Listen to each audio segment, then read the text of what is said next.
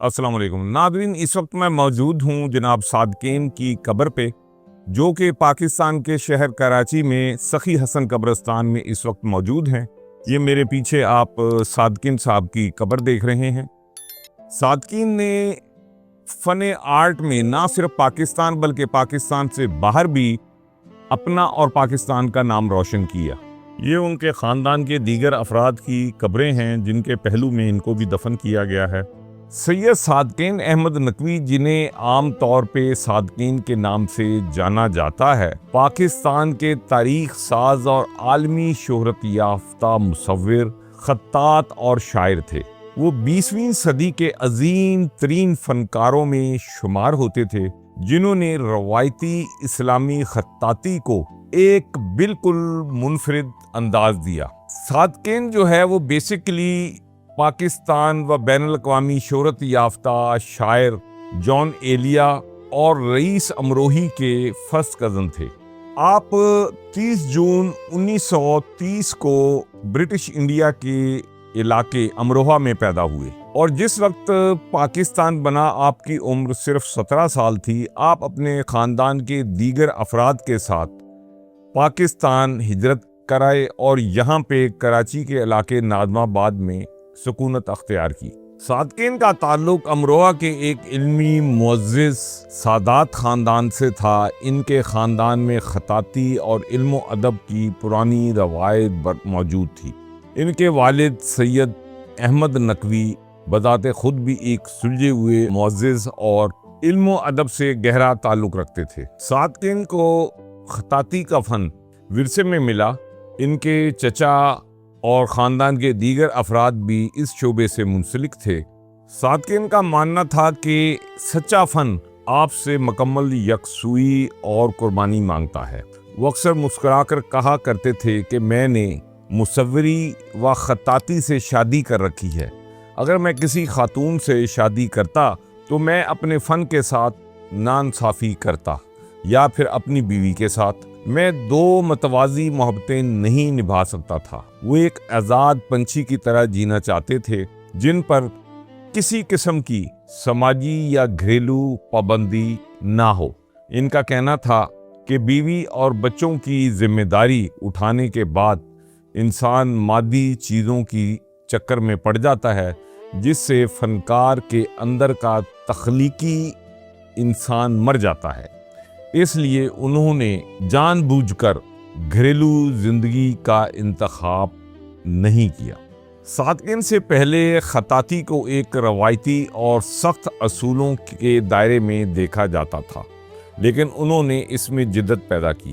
ان کا خط صادقین دنیا بھر میں مشہور ہے۔ انہوں نے سورہ رحمان اور قرآن پاک کی دیگر آیات کو کینوس پر جس خوبصورتی کے ساتھ اتارا، اس کی مثال نہیں ملتی۔ وہ بڑے پیمانے پہ دیواروں پہ بڑی بڑی پینٹنگز بنانے کے ماہر تھے۔ ان کی چند مشہور ترین پینٹنگز، جن میں لاہور میوزیم کی چھت کے اوپر بنا ہوا آپ کا عظمت انسان کا شاہکار اپنی مثال آپ ہے۔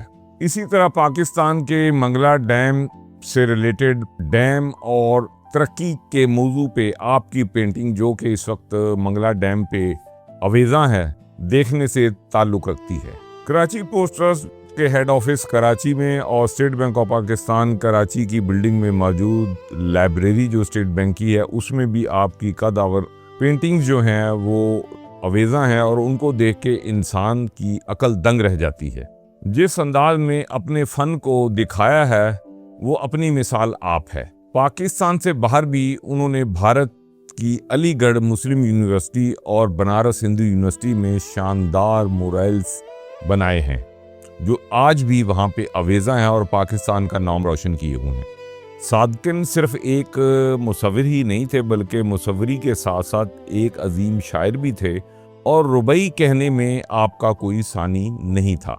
انہوں نے اپنی رباعیات کے مجموعے خود خطاطی اور تصاویر کے ساتھ شائع کیے۔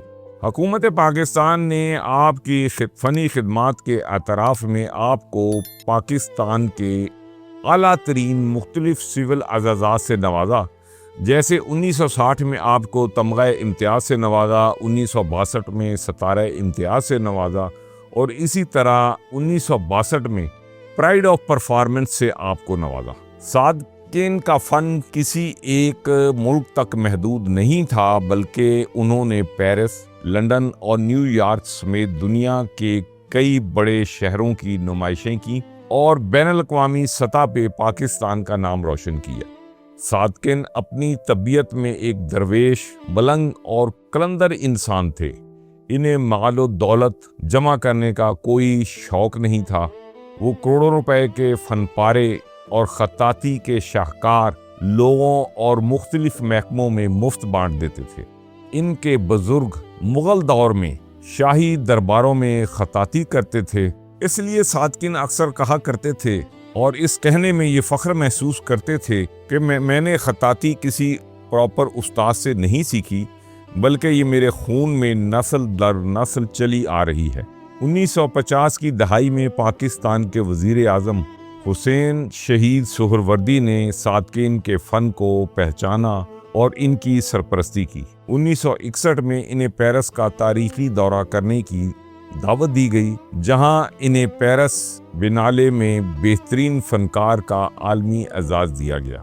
وہ فرانس میں اتنے مقبول ہوئے کہ فرانس حکومت نے انہیں نوبل انعام یافتہ ادیب البرٹ کامو کے مشہور ناول دی اسٹرینجر کی تصویر کشی کے لیے منتخب کیا۔